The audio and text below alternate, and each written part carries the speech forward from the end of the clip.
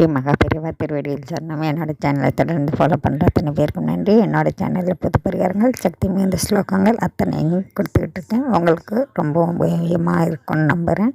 இந்த பதிவில் நம்ம பார்க்க போகிறது, இன்றைக்கி குரு பூர்ணிமா, ஆனி மாதத்தில் வரக்கூடிய பௌர்ணமி. ரொம்பவும் விசேஷமான நாள். சாதாரண பௌர்ணமியை விட இன்றைக்கு சக்தி வாய்ந்த பௌர்ணமி நாள். இந்த நாளில் நாம் இந்த பதிவில் கொடுத்துருக்கக்கூடிய மந்திரத்தை சொல்லி நீங்கள் எந்த விஷயம் நடக்கணும் அப்படின்னு நினச்சி கேட்டாலும் அந்த விஷயம் நடக்கும். அது இந்த நாள் முழுவதுமே கேட்கலாம். உங்களுக்கு எப்போ டைம் கிடைக்குதோ அப்போ நீங்கள் வேண்டுதல் வைக்கலாம்.